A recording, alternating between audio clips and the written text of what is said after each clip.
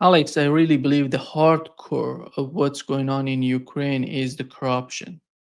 Because if they do something about it, and if the people being informed about what has happened in Ukraine in terms of who's receiving the money, who's benefiting from the war in Ukraine, that would be hugely game changer in Europe.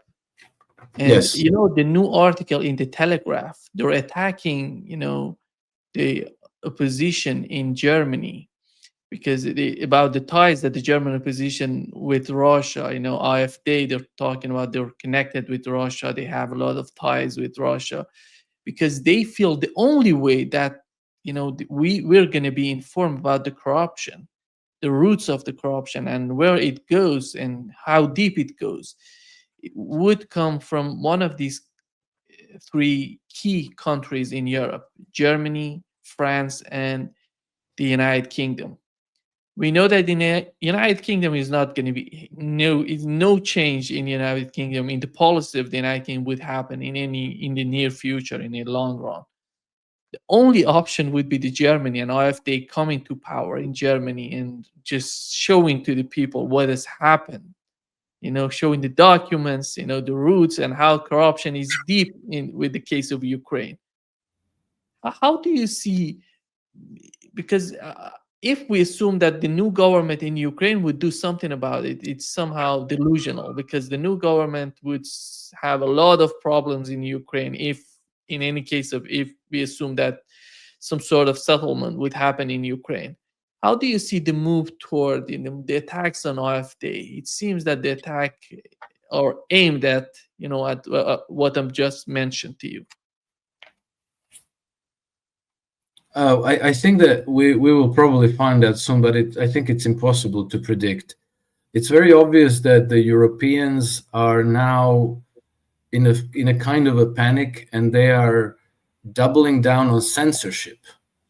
I think because exactly they don't want people to find out what we are about to find out. Um, I a friend of mine. Well, okay, so I have to mention this because I have a suspicion that they are considering introducing lockdowns again to give them a way to force people indoors, to force them like curfews, make sure that people can come out and protest, and that they can introduce very draconian censorship regime. And a good friend of mine who has a very, very popular channel on Facebook. Well, I don't know if you call that channel, but he had 70,000 followers, and he was one of the people who was very early mounting meaningful opposition to lockdowns in 2020 and 2021, and so he gained a lot of followers. And he has continued talking about the problems with the lockdowns and the pandemic, and what he has done to children in schools and all of this. And so suddenly, after 5 years, they completely erased his Facebook account. In Croatia, a lot of people go to Facebook because Twitter is not that popular, and people are not yet. Here in Brazil is the same way. I Facebook is said, so yeah, popular. yeah. So Facebook is kind of disproportionately important. So all of a sudden, no warnings, no, take down this post or anything. They just like squashed him completely. Well, he saw it coming, so he had a backup account that had almost no visible connection to him. It was just called Free People, and I think within a day or two they deleted that account as well. And then we had about last week we had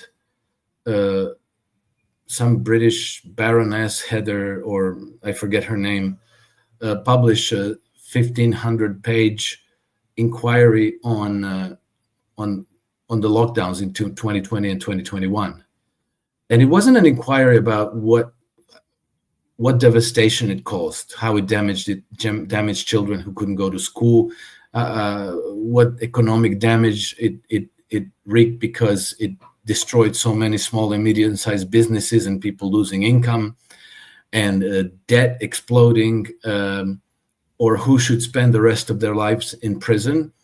It was more like how we might have done this better. And the conclusion of her inquiry is that the government was too hesitant. They didn't lock us down hard enough. So she said that the lockdowns might have been of shorter duration had they gone harder and less hesitantly into applying all these measures, which included contact tracing, masks, social distancing, and so forth. All the things that have proven to have no firm foundation in science. So like to avoid longer lockdowns, it would be necessary to go hard and fast with all these nonsensical measures. So I thought that's really bizarre that she just ended up publishing this inquiry at this time. And then 2 days before the inquiry was published, we had a very stark warning from the European Central Bank saying that, oh, things are really rough. There's going to be crises, and the banks in Europe have to be prepared, which is another unusual thing, because banks normally go out of their way to assure everybody that everything is fine. Don't run into the bank and get all your money out because everything is great. There's no danger. You relax and disperse. Nothing to see here. Instead, they're giving this stark warning, and so they're shutting up people who are anti-lockdown. They are publishing inquiries saying like, okay, lockdowns have to be much, much harder next time. And then, they're warning us that there's something going wrong with the banking system, which is exactly what started the previous Well, in 2019 we had this thing called the repocalypse. When the repo markets exploded, and now we know that last summer, so not summer 25, but summer 24, that the Bank of England had to step into the British repo markets. Repo means a repurchase agreement. These are short-term borrowing arrangements between banks, where banks routinely lend money to each other overnight just so that they could close their books and balance everything. So if one bank is short on liquidity, it might borrow money from a different bank against collateral just overnight or very short term. But this market can grind to a halt if there's a suspicion that one of the banks in the system is broken and that they won't be able to repay. So then other banks says like, sorry, we can't lend you any money even overnight. Goodbye. And at that point, the central bank has to step in and start to provide liquidity, because otherwise the system grinds to a halt. And so Bank of England has to step into the repo markets in July 2024. We learned that Federal Reserve stepped into the repo markets again just over the last few months or weeks. And so something is coming apart. There's an implosion that's slowly gathering, an avalanche. And I think that the Europeans are considering lockdowns. And I think that this is also the reason why back in September, when Ursula von der Leyen delivered her State of the European Union speech in front of the Parliament in EU in Brussels, she said that we are on the verge, if not already in, a new global health emergency. She used those exact words. And now it's been more than 10 weeks since she gave that speech, and nobody mentioned anything about any health emergency. So, what I think is that they're aware that there's going to be very, very dramatic crises in Europe. They don't have a solution. And then, they're brainstorming about what are we going to do? And then, somebody says, well, we might need to lock people down again.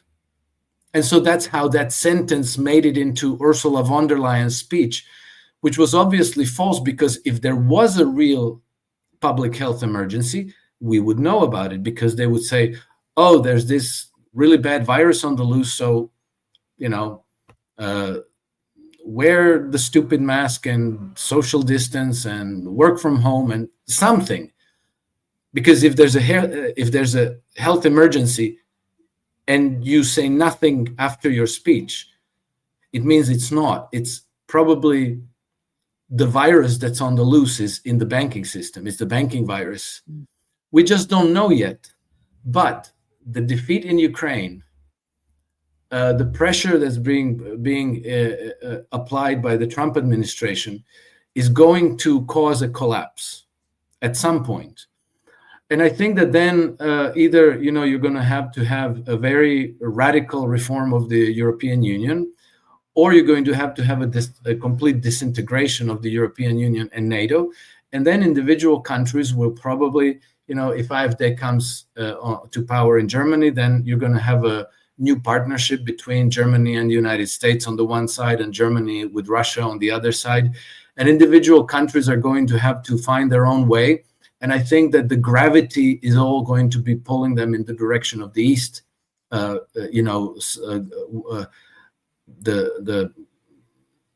Belt and Road Initiative, the BRICS integrations, the Eurasian Customs Union, and so forth, Shanghai Cooperation Agreement.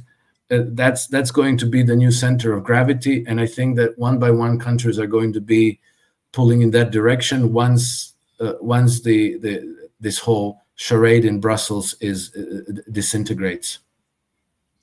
Alex, let me play a clip of Australian, journalist, and he's talking about the policy. He's talking about how Europe should respond, because it's an alternative to what we're talking about. It's somehow connected to the mainstream media, because right after that, I want to ask you a question about the new article in New York Times. But before going in that direction, here is what this Australian journalist said.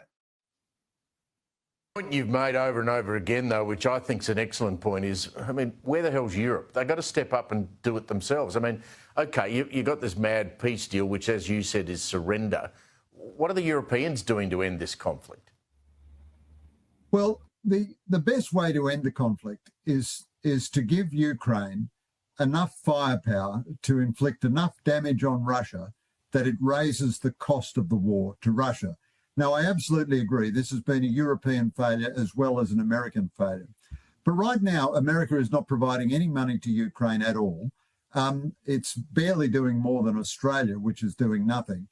And all that America is doing is selling weapons which the Europeans buy for the Ukrainians. So the Europeans are funding the whole lot. And also it provides intelligence, which allows Ukraine to target its weapons. Now, I absolutely agree. The Europeans have been derelict in not building their own defence industries. This war has been going for nearly 4 years, and it's obvious that the Western arsenal is bereft, whereas our enemies, Russia, China, North Korea and Iran, are restocking their arsenals at rapid rates. But this is a failure by the Europeans, I agree, but it is also Donald Trump at his very worst, because all he wants here is Ukraine to surrender so that he can say he's brought peace and gets a Nobel Peace Prize, and Trump and Putin, no doubt, helps him erect some Trump towers in Russia.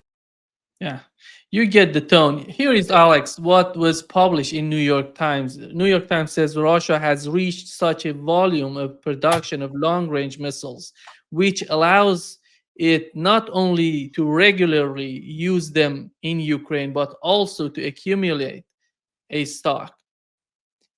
And he's advocating to send more weapons to Ukraine. If the whole West cannot defeat Russia in Ukraine in terms of outproducing Russia in terms of the long range missiles, ammunitions, all of this, how is that possible for Europe to help Ukraine without the United States? Because I don't know if Australia is helping Ukraine the way that Europe is somehow putting everything on the table. And how do you feel? Because you're in Europe, you hear someone from Australia saying that. What does that mean for you in Europe? It means that he's a complete moron. That's what it means. I mean, he talks like he spent the last 4 years under a rock and hasn't, because we've been hearing these exact same talking points for practically 4 years. Oh, we have to, provide, more destructive weapons to Ukraine so that they could raise the cost on Russia and force them to appease. And it's been getting worse and worse and worse and worse and worse. And Europe has less and less and less weapons. And, Trump has said like, hey, I'll give you weapons, but it's going to cost you, So Trump is helping bankrupt Europe because they can't